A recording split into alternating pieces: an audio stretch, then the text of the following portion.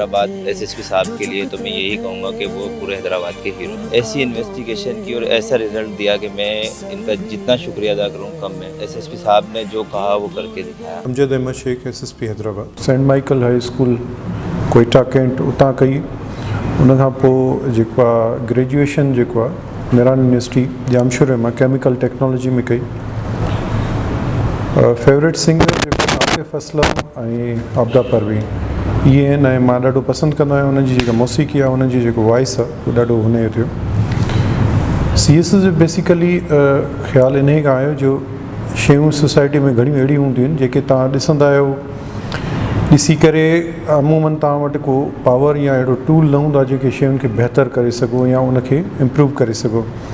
त मुंहिंजे ख़्याल में CS में कुझु ग्रुप्स आहिनि जीअं पुलिस आहे, DMG आहे, इहे आहिनि।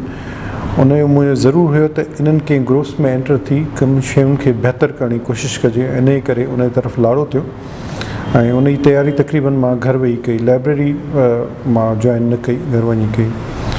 मां पंहिंजे सिंधी नौजवाननि खे बि CS जे तरफ़ चाहींदुसि त ज़रूरु अचनि।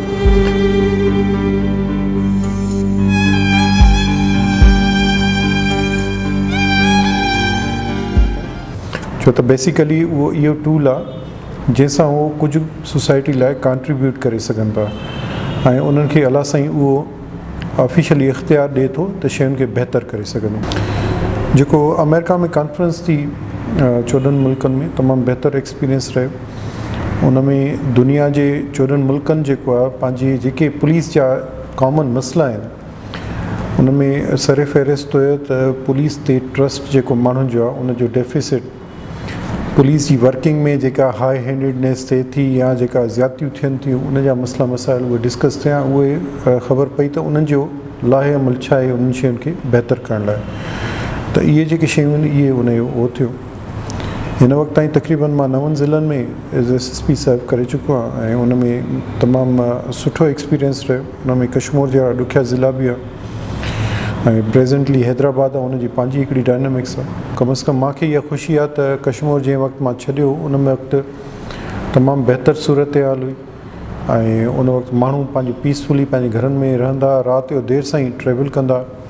कंहिं रज़न जी कंहिं ज़ालिम जी इहा ज़रूरत न हुई त माण्हुनि खे ईज़ा ॾेई सघे या उन्हनि खे का तकलीफ़ ॾेई सघे। जामशोरे में ॿारनि लाइ बस सर्विस जो इहो थियो जो हिकिड़े ॾींहुं मां सेवण शरीफ़ वेंदो हुयो, रस्ते में नंढा ॿार हुया, सुबुह जो टाइम हो ऐं उहे पंधु रोड साइड ते वञी रहिया। पोइ उन्हनि खां मां पुछियो बाद में पंहिंजे स्टाफ खां, त उन्हनि चयो त इहे पंहिंजे जेको मांझनि में स्कूल आहे हिननि जो उन में वञण लाइ तक़रीबन 5 खां 6 किलोमीटर डेली वन वे, तक़रीबन 12 खां 13 किलोमीटर डेली उहे ट्रेवल कंदा आहिनि ऐं पंहिंजे स्कूल वेंदा आहिनि ऐं उहे ॿारनि उन कमिटमेंट सां स्टिल माना पंधु करे बि वेंदा आहिनि। त मां सोचियो त इहे सर्दीअ में, गर्मियुनि में, उस में इहे ॿारड़ा नंढा जेका असांजा गुल आहिनि इहे वञनि था, इन्हनि खे ज़रूरु का न का फैसिलिटी ॾियो जीअं की इहो असासु आहे जेका तालीम जे तरफ़ हिन जी रोगबत आहे उहो बहितर थिए ऐं इन्हनि खे ॾिसी करे ॿिया बि स्टूडेंट जेको आहिनि स्कूल में वञणु शुरू थियनि। त हुन में IG साहब खे रिक्वेस्ट कई, उन्हनि महिरबानी करे मूंखे बस हिकिड़ी अलोकेट करे ॾिनी त उन्हनि जो स्टाफ ऐं फ्यूल असां अरेंज कयोसीं ऐं हिन सर्विस खे स्टार्ट कयोसीं।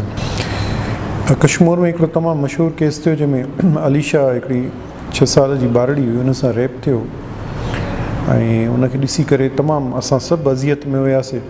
हुन ॿारड़ी सां जेका हालत थी उनखे ॾिसी करे को बि दुख जेको तव्हां सम्झो था उन इंटेंस जेका सूरत हाल थी सघे पई उन्हनि सभिनी खे असां फील कयोसीं ऐं मूंखे हुयो त इन सां ज़रूरु इंसाफ़ थियणु घुरिजे, जेको अलहमदिल्ला थियो।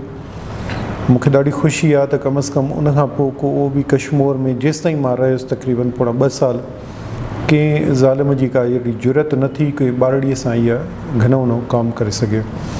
त इहा ज़रूरु हिकिड़ो सेंस ऑफ सिक्योरिटी बि थियो ऐं सोसाइटी जी तरफ़ इहो मैसेज बि वियो त जेके ज़ालिम इहो कमु कंदा उन्हनि खे उन तरीक़े सां उहे नतीजा बि भोगणा पवंदा।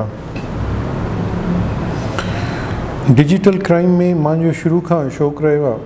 उन में बेसिकली मूंखे हिकिड़ो हॉबी सम्झो उनजी त जेके नई टेक्निक सघंदियूं आहिनि या जेके शयूं उन में टूल्स अप्लाई थींदा आहिनि उहो मां पंहिंजी पर्सनल कैपेसिटी में बाए कंदो रहंदो आहियां, शयूं सिखंदो रहियो आहियां ऐं इन में मां पाण खे अपडेट बि रखंदो आहियां। त इन खां केसिस में इन्वेस्टिगेशन जॾहिं थींदी आहे या उन डिटेक्ट थियण सां असांखे काफ़ी मदद मिलंदी आहे। पुलिस में ट्रेनिंग जे दौरान सभिनी खां इहा अहम प्रायोरिटी आहे, इहो अदब ऐं इख़लाक़ तमामु ज़रूरी आहे, छो त पुलिस सर्विस जो नालो आहे। क्राइम त चलो सोसाइटी में कुझु हज़ार या 100 माण्हुनि सां थींदो हूंदो, पर पुलिस जो जेको इंटरेक्शन आहे उनजो डेली जी ॻाल्हि ॿोल आहे उहो लखे माण्हुनि सां थींदो आहे। त पुलिस जो अगरि सही एटीट्यूड हूंदो, उनजो इख़लाक़ हूंदो, कंहिं अगरि ॾुखायल आहे, जेको माण्हू सतायल आहे, जंहिंसां क्राइम थियो आहे, उन सां बहितर एटीट्यूड रखंदा, त इहे तमामु हिकिड़े पूरे डिपार्टमेंट लाइ हिकिड़ी गुडविल क्रिएट थींदी। इन खां मुंहिंजे ख़्याल में जेतिरी क्राइम फाइटिंग जी ट्रेनिंग में पार्ट हूंदा, उन खां वधीक उन्हनि खे उन्हनि जी इख़लाक़ियात ऐं उन्हनि जो जेको अदब आहे, उन्हनि जो जेको एटीट्यूड आहे, उहो बहितर करण लाइ बि ट्रेनिंग जी तमामु ज़रूरत आहे। हैदराबाद में तमामु हाई प्रोफाइल केसिस थिया, जंहिंमें 15 करोड़ जी बैंक डकैती, बिलाल काका जो हिकिड़ो मर्डर थियो, जंहिंजे में एथनिक स्ट्राइप जी सूरत हाल थी।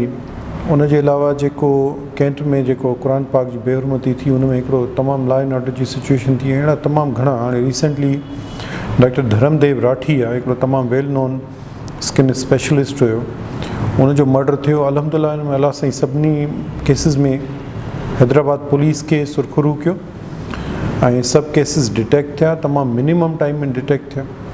गॾोगॾु जेके रेगुलर असांजे रूटीन में चैलेंजिस ईंदा रहा, जंहिंमें सिंध यूनिवर्सिटी जे बस जो ड्राइवर हो, उहो मर्डर थियो, ब्लाइंड केस हुयो, उन में अल्हम्दुलिल्लाह असां तमामु मिनिमम टाइम में उनखे ट्रेस कयोसीं। त इहो सॼी मुंहिंजी टीम जी कंट्रीब्यूशन आहे, उन सभिनी जो साथ आहे, अलाह साईं महिरबानी आहे। ऐं सभिनी खां वधीक त अवाम जेको मुंहिंजी दुआऊं असां सां गॾु हूंदियूं आहिनि, जंहिंजे करे अलाह साईं असांखे हिमत ॾिनी, उहा कैपेसिटी ॾिनी त इहे शयूं असां डिटेक्ट करे सघूं। हैदराबाद में जेको मनशियात जो इशू आहे, इहो हलंदड़ आहे, काफ़ी अरसे खां इहे शयूं हलनि थियूं। ख़ासि कर हाणे रिसेंटली जेके कंप्लेंट्स ईंदियूं आहिनि त एजुकेशनल इंस्टीट्यूशन ताईं इहे प्रिवेल करे आहिनि, ICU नशो, उन में असांजी तमामु घणियूं कार्रवाई थींदियूं रहियूं। रिसेंटली हिकिड़ो वॾो हीरोइन जो डीलर हो, जंहिंमें 5 किलो हीरोइन बि बरामद थी। मणनि जी सूरत में असां चर्च बरामद कयो आहे। गुटके मैनपुरी त रेगुलरली क्रैकडाउन थींदो रहियो आहे, पर उन बावजूदि उन नासूर खे असां कंप्लीटली ख़तमु करण में फेल विया आहियूं। मुंहिंजे ख़्याल में हिन में तमामु घणी कम जी ज़रूरत आहे ऐं कोशिशि कंदासीं त नौजवान नस्ल खे हिन ज़हर खां परते रखी सघूं, हिन जो वजूद ख़तमु करे सघूं। Thank U very much.